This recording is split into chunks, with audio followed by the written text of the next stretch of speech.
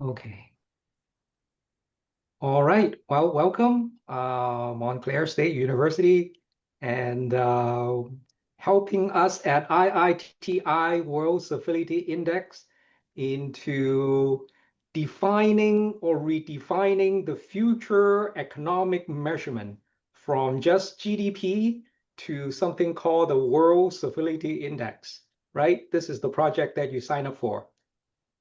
Yeah. Yes. Yeah, okay. Okay, so how would you like to proceed?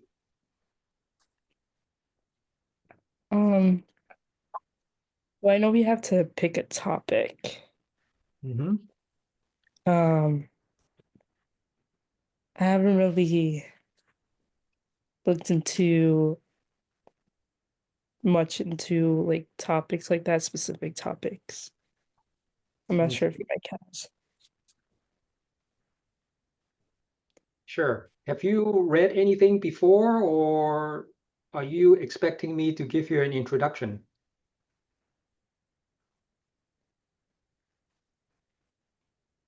I'll take an introduction. Yeah.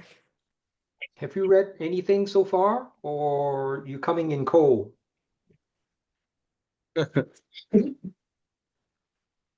Coming in pretty cold. No, I've read so far projects part of the plan. So what it is that we have to do for the next couple of days. Mm-hmm. This is like a plan and also a part of the well, part of the rubric is the plan, right? I think it is. We Yeah. we're not really sure how to go about it yet. I know there's other groups with the same top with the same it's called. We went over it today in class. I think she went over it, the teacher went over it. We still have yet to get like a ground on on what it is that we're trying to do with this paper. Still the beginning, so um How do I trying to start? pull up something. Um, well, okay. Let me give you an introduction to what we do at IITTI. We started this. Well, first of all, what is the World Civility Index? Let me explain what the World Civility Index is. It is somewhat like your personal financial credit rating, but instead of measuring how well you can pay your bills, it measures how Wait, much. it's like a credit rating? I'm sorry. Uh Wait, can you repeat that part again? I didn't get that. Where you were It comparing it is to like a credit. it is somewhat like Okay, your okay. credit rating, your personal financial credit rating. So, like if you go and want to have a car loan or get a house mortgage to buy a house, the banks and so on, they would invariably look up your personal financial credit rating to see whether you're worthy to give you money to buy a car or buy a house. So that's your credit rating. Everybody has a number. So the World Stability Index is somewhat similar to that, but instead of measuring how well you can pay your bills, it measures how much manners you have. It measures how much empathy you have. It measures how much intercultural awareness, for example, or what some people call soft skills. And so we measure soft skills, and everybody can earn numbers and they can have the bragging rights and show it to their friends, their employers, the schools for admission, and so on.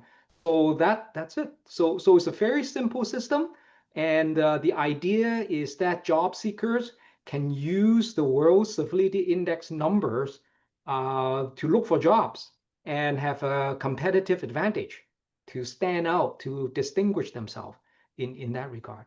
So that is the very basic foundation when we founded the IITTI, which is a nonprofit, 15 years ago in 2011.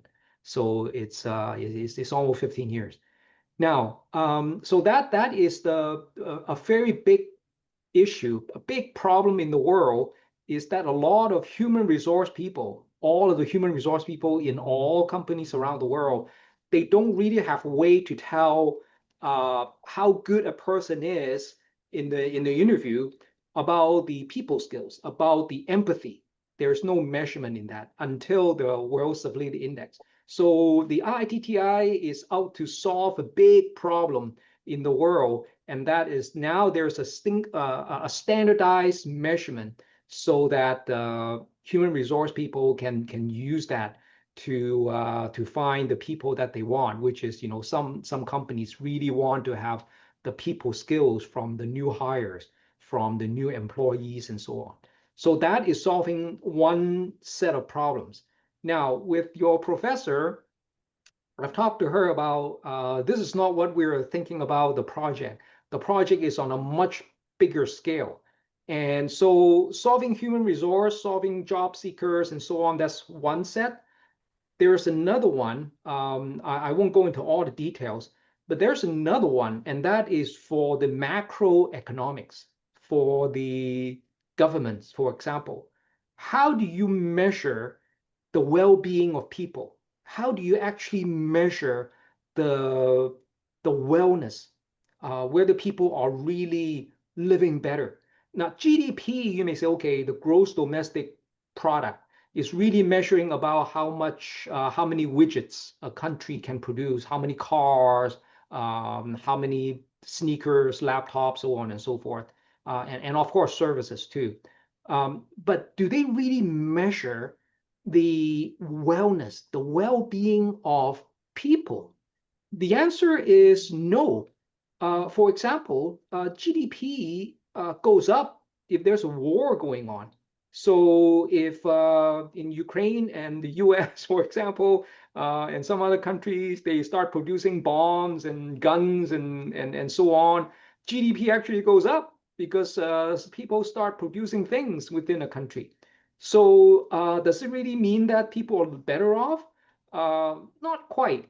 So there's a big deficiency in the 21st century in using GDP.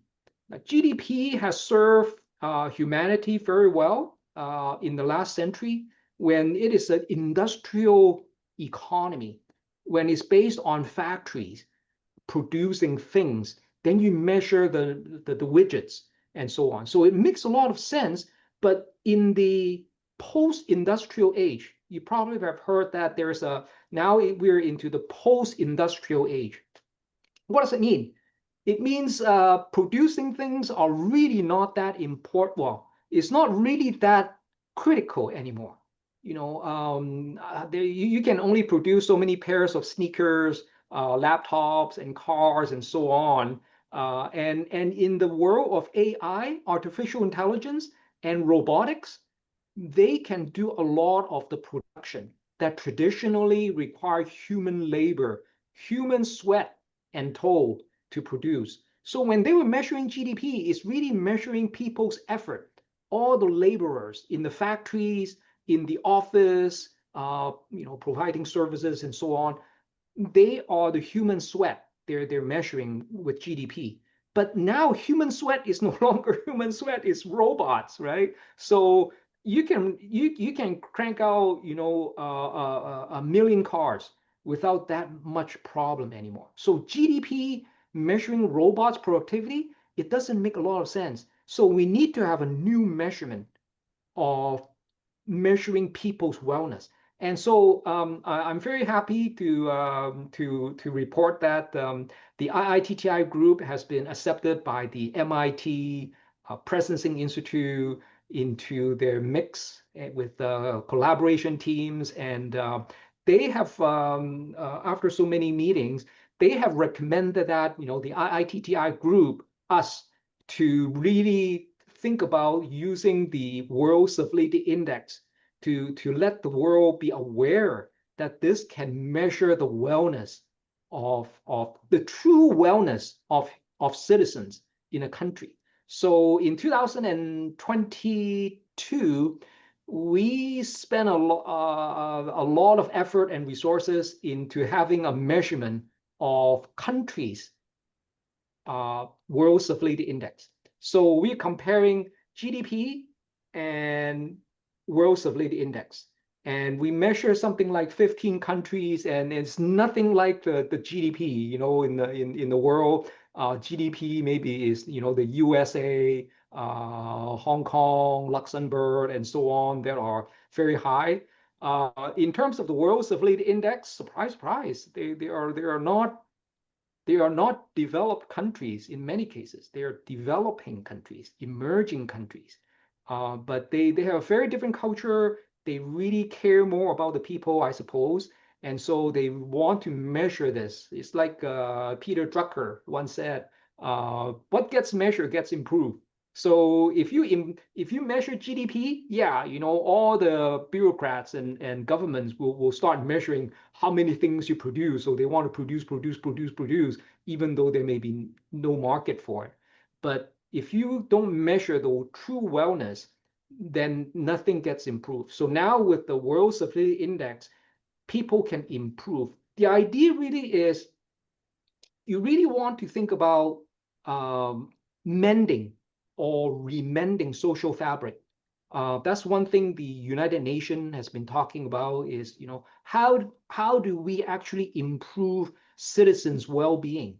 Because a lot of cases, a lot of studies have shown that social fabric in many societies are being torn apart over the last 50 years. And so how do we remend that?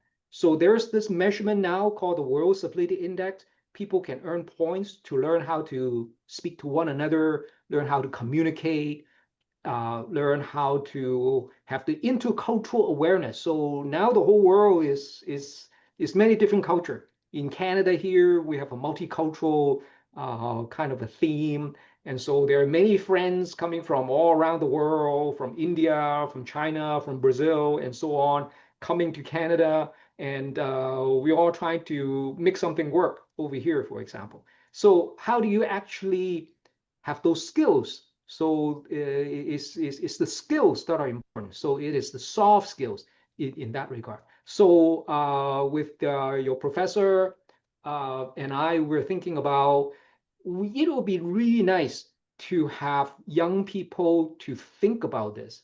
And how do we actually advocate for having this WCI, the World Civility Index, to be side by side with the GDP, with the global, with the gross domestic product. So it's a comparison between what worked before in the industrial age and what we need to do in the post-industrial AI robotic dominated world. That work is no longer the definitive answer to what needs to be measured, but the true wellness of people. So at the end of the day, it really talks about, how can we care for one another? That's basically what it is. Fairly simple in that regard. But in the process, you guys are in a treat, because the World Civility Index now is part of the United Nations Department of Economic and Social Affairs, or DISA. We're officially recognized by them, and so we are setting up hubs around the world. Of course, the first one is here, the headquarters in Vancouver, Canada. We have recently this year set up another second hub, Humanity Hub, in Hong Kong in that regard. And there are other ones that are in the pipeline. So it's very exciting. A lot of people can earn the World Civility Index. Now, so I'll talk about, like, how do you actually earn points? You can just go on cell phone and read an article that would give you 1 point per day, or watch a video. And once in a while, there are also webinars by trainers. So they would train and talk about people skills. How do you be a good team player in a company, for example? How do you actually get along with other team members? Difficult, conflicting ideas, contention within a team, disagreement, which happens everywhere. But there are very few really formal kind of credentialing, so that people that, for example, if you earn those points, then the HR people say, aha, yes, Mike and Lydia, they have gone through putting the effort to try to say, okay, this is important. If there's a conflict within the team, this is how we can deal with it. And with different culture, this is what you need to think about so that you don't make silly mistakes and so on. So those are the kind of things is the World Stability Index, it doesn't measure absolute ability. Some people may be very good having people skills. Some people may have no exposure to good people skills, like most engineers, like myself, but it measures the effort. So when you read an article, it's not about whether you get it right or wrong. Most people can get it right. That's not the issue, but it's that you put in the effort into reading articles, into watching videos on a day-to-day basis, because you can only read one article, one lesson per day. So no binge watching in that regard. So that already, if somebody earns 100 points, the HR people will say, aha, one person is earning 100 points because they put in 100 days into having this discipline, this effort into bettering themselves in learning about soft skills. So those are the situation right now. And I think for you to come up with a paper or what they call deliverables, I think it will be good to have this kind of brainstorming. This is a very high level. Like, how can we make the world be more aware of something like this? In that sense. Okay, so that's the situation now. Let me know what you think, ideas and also questions.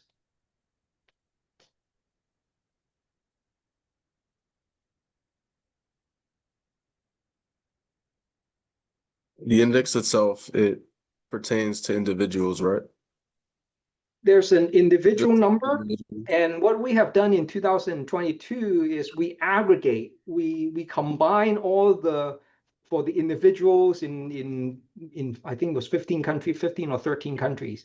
All the numbers are averaged out or put into an aggregate. So different countries will have an average number. So each country will have separate numbers. And we actually have a bar graph showing I think it was Ecuador. Ecuador in South America came out number one. So they put in a lot of effort. So we measured the effort. And the second country was the Philippines. I think US and Canada, we're not doing too well. US and Canada, I think we're middle of the group. Out of 15, we're number 8 and number 9, something like that. Okay. Mm-hmm. Yeah. We're looking at GDP today, but like you said, GDP is like one sort of general rule for one whole region, more so. So we're looking at that today in our class, and it kind of made me realize that, there's GDP it's so general, but WCI is more of like a kind of like towards the individual more, but it can be, like you said, pointed towards that of a nation and a region. Mm-hmm.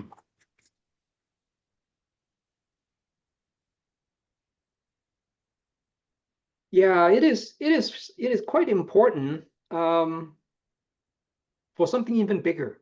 I talked about the human resource and job seekers can use the World Stability Index.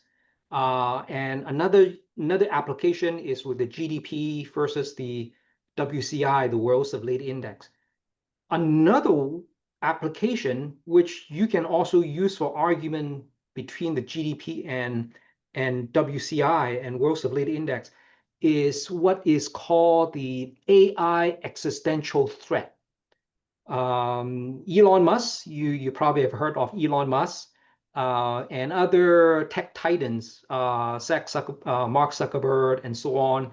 And also, there's another fellow by the name of Geoffrey Hinton, Professor Geoffrey Hinton of University of Toronto. here in Canada. He recently won the Nobel Prize for his AI work, and he's called the godfather of AI because he has been doing a lot of work on AI. And he came out to say all these very smart people came out to say there's an existential threat of AI. Our existence of human being are really the first time in history having a major crisis. And that is, are we going to exist in 100 years? What if robots turn rogue? The Arnold Schwarzenegger Terminator movie, I still remember, they can come out one day and say, well, humans are there. There's also another movie by Keanu Reeve. I can't remember the name, but he was talking about saving Earth, and the human go, oh wow, you're coming to save us. No, no, no, we're coming here to terminate you because all the humans Yeah. are pets. And so those are sci-fi, no doubt. But what if AI is so smart to figure out that humans are really not necessary for Earth to flourish? What if that happens? And the reason why all these smart people, Elon Musk and Professor Hinton and so on, are saying that is because we are not showing AI many good things. Of what AI can see on the internet, on social media, is a lot of vitriolic, negative, toxic kind of culture that AI sees. So if AI is growing up and it's like a little kid seeing all that, you will think that, well, if there's any issue, well, then we should really go out and shoot somebody and have a war or nuke somebody. Well, that could very much happen. We have enough nuclear weapons around the world, and believe me, it's not that difficult to commandeer the system. So Jeffrey Hinton, Elon Musk, and a few other Mogadet, also ex-Googler from Google, came out and say that human beings need to be good role models. We need to have this kind of civility. We need to have this kind of empathy towards one another. We need to have this en masse. We need to have it within the population, not just with a few people. How do we do that? So these groups are saying that, well, something like the World Civility Index can be used because it can be used for all human beings. Everybody learn to be nice. Most of us want to be nice. It's just that we don't communicate well. We communicate and people receive it in the wrong way. There are a lot of studies being done. There's a Harvard Business Review research paper and articles saying that a lot of people really can't communicate, and we think we're better than we are. So there are a lot of room for improvement. And when we can improve and AI can see that, well, there are actually a lot of good with people, empathy and humanity and so on in some of the worst situations, then AI may say, well, maybe we should not terminate people. They do have Bach, they do have Beethoven, they do have Einstein, they have a lot of good things going on.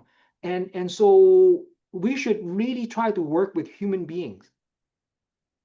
That is not a guarantee, of course, but at least it gives human being a fighting chance in that we would be spared by AI in that regard. So this is a big, big, big existential issue. And that could be something that you can use in your research paper or the deliverable to say that, well, because all these kind of advantages of having something like the World Civility Index, having the WCI, we might have a chance that we will live for the next, infinity. Because once you get AI to think in the way that will work with us, then we're into utopia. We're going to have AI coming in and really be partners of human beings. So we're in the juncture right now. Another professor once said that we are the generation right now in a juncture where we can go either way. We can be going the utopian way where everything will work out very well, or we'll go to the dystopian way that it would be AI against human being. So that's another reason why we should talk to governments about having another measurement beyond GDP. GDP should have its role diminish over time, and having something like the World Stability Index increase so that people would be more focused on the World Stability Index in that regard. So those are the arguments so far. So you are hearing the latest leading edge thinking and research in this area.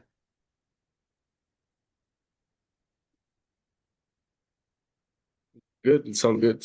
Sounds pretty promising. It's a lot of information, but it's Yeah. it's totally the way to go in terms of stability and things like that. Yeah, it is. Yeah, it is a lot of information. I'm sorry, but that's why I recommended to record this and so your team members can watch this in time. Take some time to digest and then you can do the research. Um, I would like to see a deliverable, not a 10-page or 30-page research paper. You can get ChatGPT to help you do that. But what I really want to see is a one pager in recommending what the IITTI group can do in this regard. Who should we talk to? Should we be talking to United Nations? Some people say that United Nations is rather archaic. I want to I disagree with that, but some people think that. So how can we actually mobilize people to to use the World Stability Index with private equity firms like BlackRock? BlackRock is a major. I'm not sure if you are familiar with private equity or investment houses. BlackRock, they have something like over $1 trillion with a big T of money that they manage. And so they have a lot of power, a lot of clout. Should we have some kind of a proposal to say that, well, maybe BlackRock, you should push for something like this. What kind of investment they should do in this? So there are many avenues. On top of going to United Nations in doing something like this. So I would love to have your brain sharing some of those brainstorming ideas into how can we actually we're fairly small. IITTI is a fairly small organization. International, we got people in Singapore, in the Netherlands, USA, of course, Canada, Chile, many different places. But we're still fairly small organization. We have something like 200,000 users around the world. So we're very happy, and it looks like it's going to grow it's going to grow very substantially too of the projects we have already on hand. So how do we affect something like this?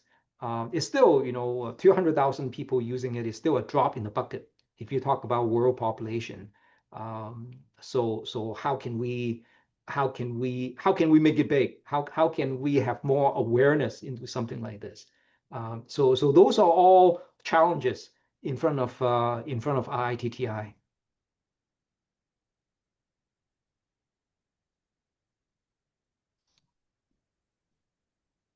Lydia, what do you think? Sorry, a lot was like going through my head, and I was Okay. thinking about sorry, because it is a lot of information, but it's very good information. Because I was thinking how you mentioned that in Ecuador they had pretty good results, and I don't know if I'm thinking about it too much or I'm thinking about it in the wrong way, but I think, and you said how like Canada and US kind of felt pretty low. And I was just thinking, is it because we're very like individualistic society, and that's why we lack in like, because I think about like Latin America, at least where like my parents are from, it's very communal, and Mm. like you can tell that people are happier, even though like there are a lot of circumstances why like certain Latin American countries are not doing so well. But it's just Yes. like then they still have this like community to them. Hmm. And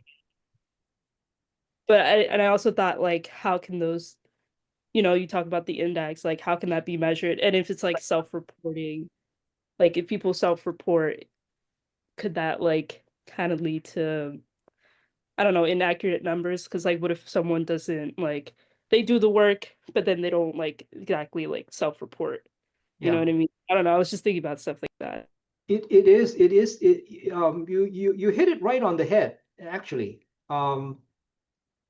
A lot of the the members at IITTI, and also we work with for example, the MIT group. There's also another Harvard group, and of course your university as well.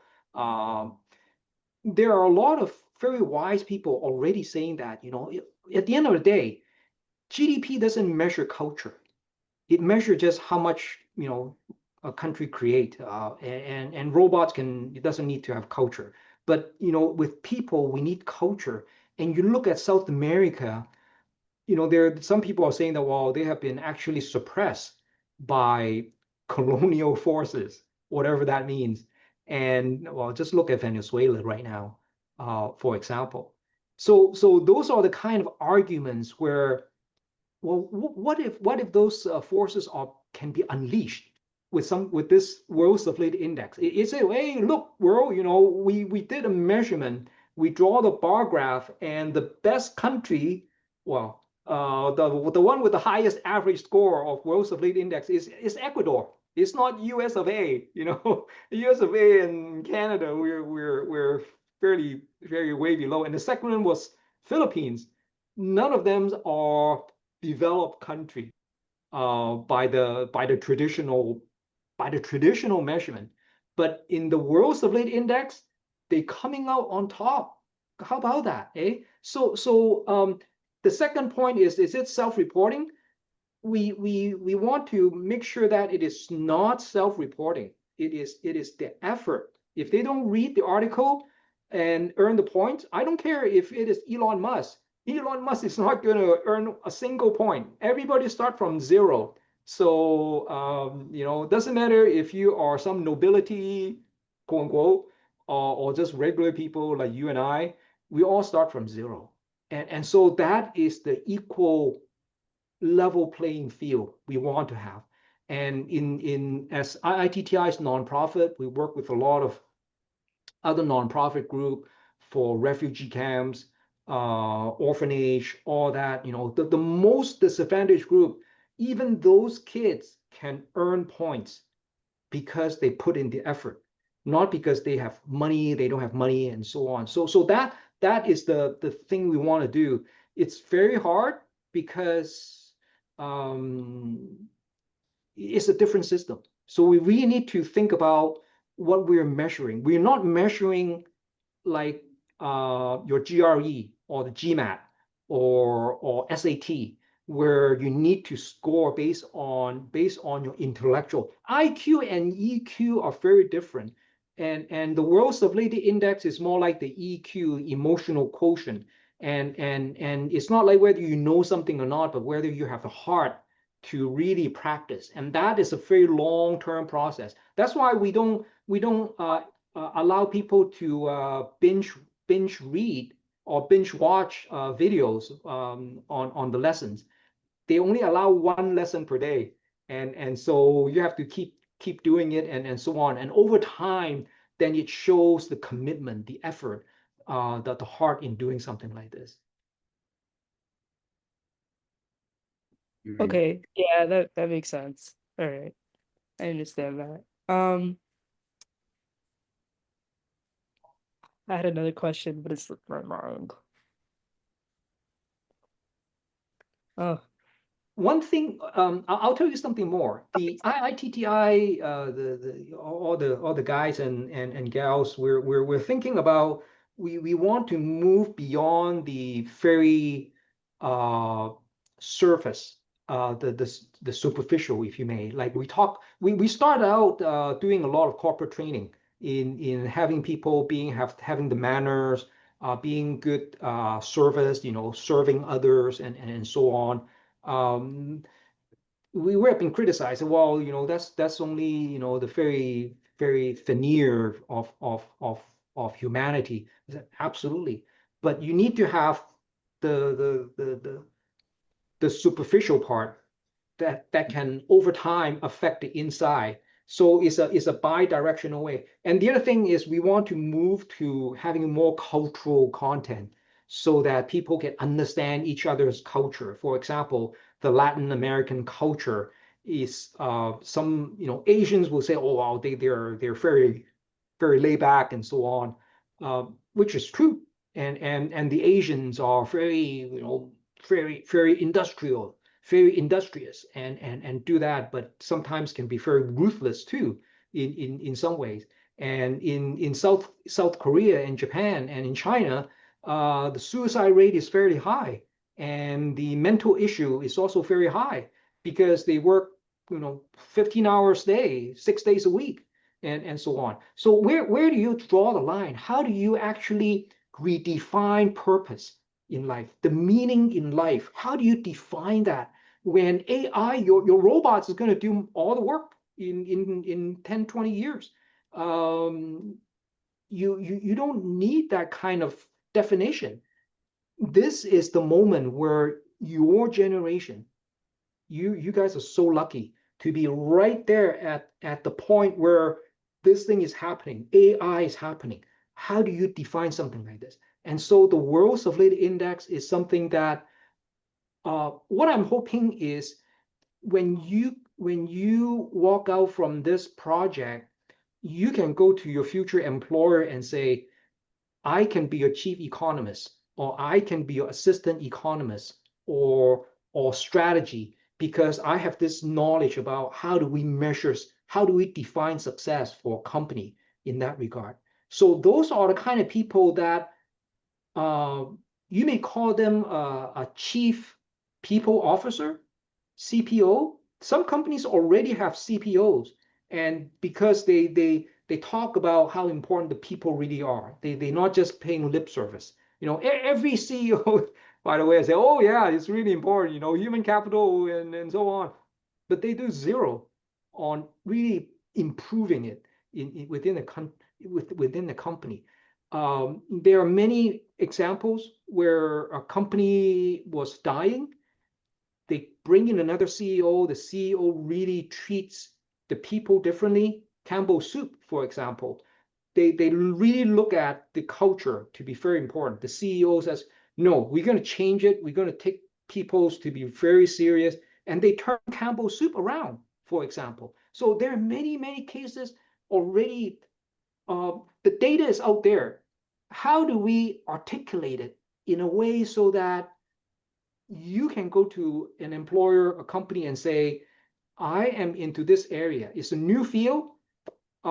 Install me as your chief people officer, or your assistant chief people officer, or chief culture officer, chief CCO, chief culture officer in that regard. Make yourself, create yourself new positions. Why not? Those are the opportunities that your professor and I we're thinking about in this project.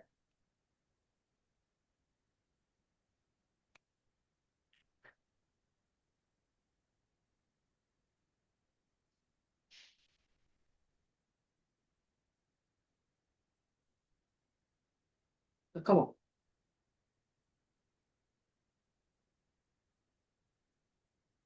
Is it beginning to make sense, or is it clear as mud?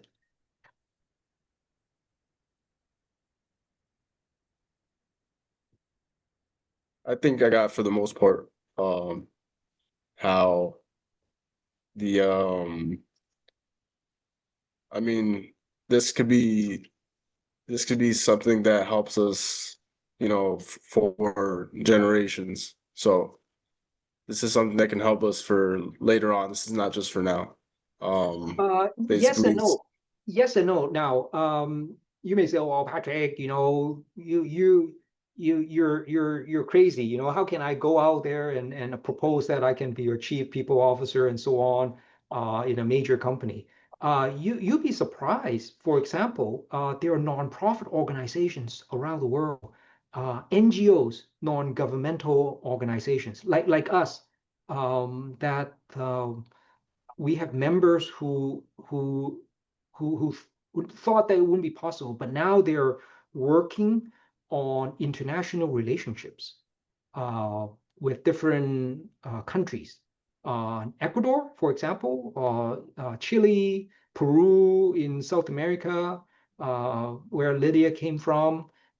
We have people helping us working in Asia with Hong Kong and all the Southeast Asian countries that are booming. They're just really economic wise, GDP wise. Um, and there are those who are trying to work on the Middle East in Dubai and all that, because there's this kind of narrative going on. There's this kind of needs going on. Let me fill you in to the fourth category. I talked about the human resource, the employment, individuals and so on. That's category number one. Category number three, I'll skip number two. Number three is what your project is about. It's the GDP versus the WCI, the World Stability Index.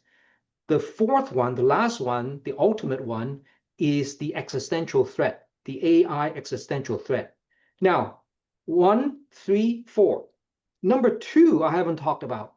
And I was going to say, well, maybe I don't need to talk about it, but since we are here, there's a big job opportunity for people who are knowledgeable about something called ESG. Have you heard about ESG before? ESG.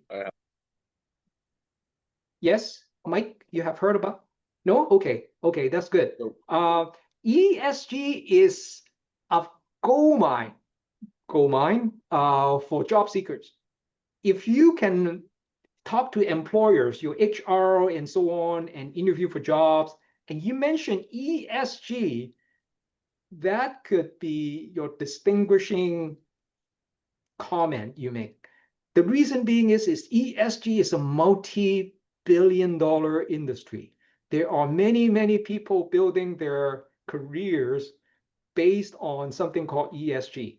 And ESG stands for environmental, social, S stands for social, G stands for governance. So environmental issues, social impact, internal governance of a company or some organization. And this stems from, in the history, 10, 20 years, the consumers, the customers start demanding companies to be good corporate citizens. They want the companies, Nikes, they need to build an orphanage in somewhere, because they want a company to do good. So companies are under pressure to not only do well in terms of making money and so on, having a good financial report, they also need to do good. And they need to have something called an ESG report. So do well and also do good. And so ESG, environmental, well, of course, they can go out and measure the ppms of a river, how much pollutants and so on. Ppm meaning parts per million by some scientists and engineers and so on, measuring the carbon in the air, and all that is environmental. Now, the social and the governance part are so far are the second cousins. How do you measure social impact? It's easier to measure the carbon you emit from your factories and so on, or how many how many delivering trucks you have, and so on. So those are easier numbers, but social impact, how do you measure that? How do you measure governance? How do you measure how ethical you are within a company? It's very hard. So the S and G, the social and governance, have historically been very, very neglected. Now with the World Civility Index, that could change. We are providing with companies so that they can have a company average, just like a country average. Remember the country average I was talking about? Ecuador being number one. Companies can have an average number, ESG number, that is provided by us, a third party, an impartial, neutral party. And unless the employees, start reading articles and watching videos and so on, they're not going to earn points neither. So those are the cases where the ESG comes in a very big way. And so when you go out and talk to future employers and so on, say, well, I can help you with this ESG, with your company's ESG. Because right now, ESG is important because they have to have the report to impress their customers, to impress their investors. So if a company needs to raise money, say they want to buy more machines or hire more people and so on, maybe they need to borrow money from the banks and so on. And the bankers will say, aha, okay, Mike, your company, how good is your company? And you say, oh, look, we have a ESG report and our financial report. And they will look at your ESG report and say, oh, yeah, I think Mike has been doing quite well. And they also got this impartial World Civility Index for the company average. And so that means not just a few ESG managers are writing this report, but the whole rank and file are involved in making the company, the environment, the society better. Aha, that he's a good guy. I'm going to give the money to him. So those are kind of things. Whereas Lydia have forgot all about, didn't care about. I'm just making examples. Lydia didn't care anything about it, and go to the bank. The bank will say, "Well, let me see your ESG report," and there's nothing about, and she's hand waving. Oh yeah, we built an orphanage. We do that and that. But how do you prove it, right? So those are kind of things where the bankers will talk to Lydia and say, I don't know if how do you substantiate that? How do you prove that? And because this is something that may kill ESG, is called greenwashing. A lot of companies put in to say, oh yeah, we're out there, we decrease a lot of carbon, and we're building the orphanage and so on. They call them greenwashing. And the World Civility Index is an impartial number that would avoid the suspicion of greenwashing in that regard. So ESG and greenwashing, those are the two key terms you can throw around in your interviews to impress your interviewer, to let them know how knowledgeable you are to what the real world is running on. Pretty cool, hey?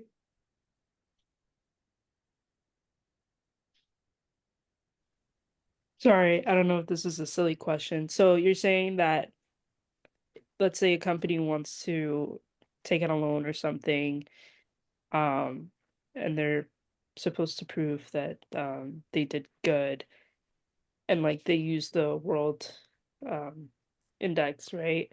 Mhm. Um, how, sorry, how do we know there's not like, do you think there would be like loopholes that companies would do? I know you say like, oh, like I did good, I built something, and like, oh, they need proof, but like if it's to an like individual like employees, that, sorry, this is what I meant like when I was asking about like the whole reporting stuff, like Yep. how do we know that I'm looking at this video for an hour? Is it like, I don't There's know. a question. Those are absolutely good questions. Now the World Civility Index wouldn't be able to measure if a company actually went out to build an orphanage. that is beyond what we do. So we stay very focused. We stay on the human capital development side. So we only talk about within the social impact is the human capital development. And so we focus on that part there because we think that's the base for social impact. When they have empathy, they will go out and build their orphanage, by just because they have the heart for it. But it takes a long time to develop that kind of humanity because we're not used to it. Humans have been living in a world of dog eat dog, Darwinian is Darwin, the survival of the fittest. But now we're into an age where it's no longer survival of the fittest. We're into the age of abundance. We're going to have a lot of good material stuff. What is the danger is we don't have the mental soft skills to deal with that. And so the World Health Organization already said that there's a mental crisis right now, especially with young people around the world. And it's not most young people now, it's not because they don't have anything to eat. They actually have a roof over their head, good enough food and so on. Many have cell phones, but the mental illness is tremendous. And it didn't happen in my generation as a baby boomer, because we always concerned about, where's this is our survival when I graduated from university. So it's a very different world. Myself and my two daughters, 21 and 25, in a very different world. So my wife has always been saying, Patrick, it's a different world. So I said, yeah, it's a very different world. So when you ask that kind of question, that's exactly the things that we worry about a lot. And it's very hard to articulate. But one thing is clear is the human capital development, the cultural side, the spiritual side is what is going to drive employment in the future. It's going to drive the economy in the future. And so those are the new jobs that you need to pitch to the future employer and say, I'm in here not because I can do the spreadsheet. I can get the AI to do the spreadsheet, but really it's about after the spreadsheet, how do you present it to people to get buy-in so that they understand, they will see that you're doing that. Is a lot of communication skills and all that comes fairly difficult in many sense because it takes a long time to cultivate those skills in that regard. And so to answer your question, Lydia, in a very long detour, they have to read the articles and answer some questions regarding that piece that you answer.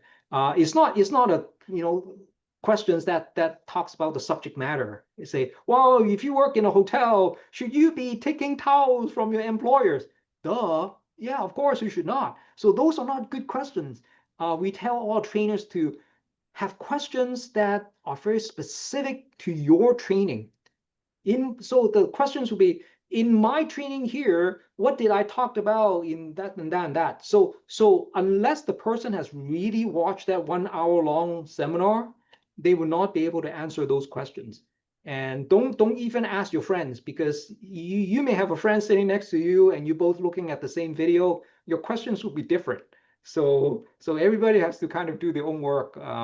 I'm sure there's still going to be cheating, but on the average, it's fairly minimal so far in that regard. And in the future, with AI coming in, I don't know, some countries are saying, Patrick, we should put in this AI to look at the person, are they really watching it? And so on. Say, well, maybe not so far. In North America, in Canada, there could be privacy issues and so on. But those are things that are coming in that regard.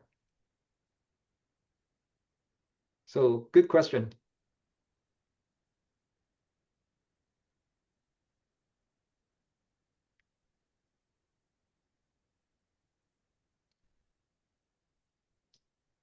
So do you think AI would be a catalyst in the formation of said WCI? Like it would help, I guess, increase uh depending on depending on what type of industry and where in the region, because not every region is familiar with WCI, but every region is familiar with GDP, right?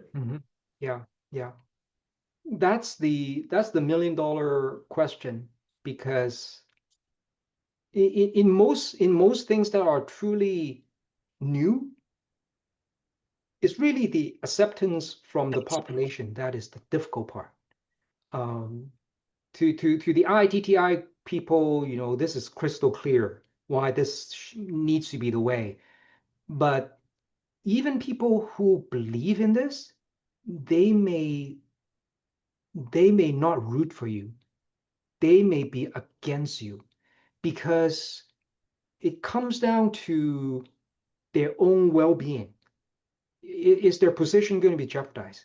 If they are some CEO or some high power position in society, would their position be jeopardized by by downplaying GDP and advocating for WCI, for World Stability Index, because they will lose their power base? So that becomes,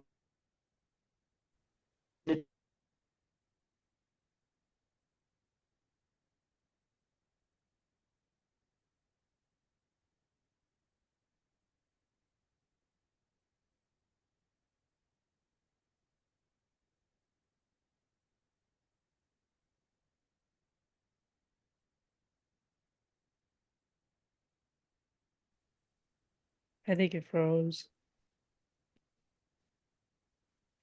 I think so too. Yeah, but I don't know if you can tell.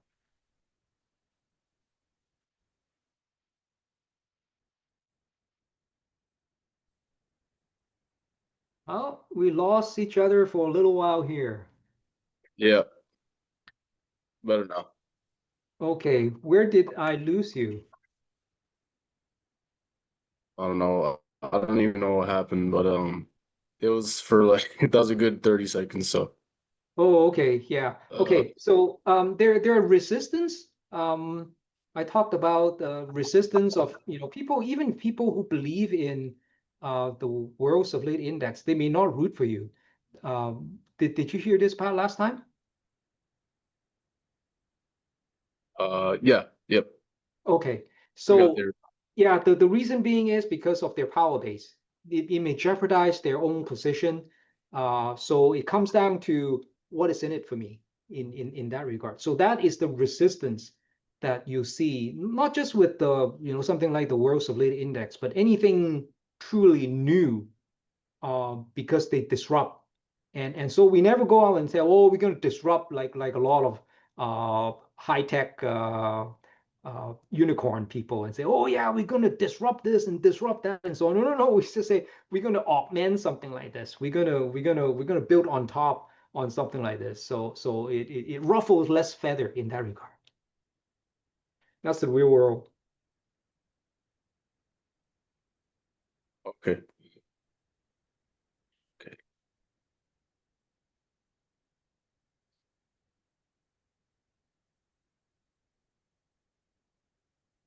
All right. So if there's no more questions, we can finish this session, and you can tell Professor that we have met.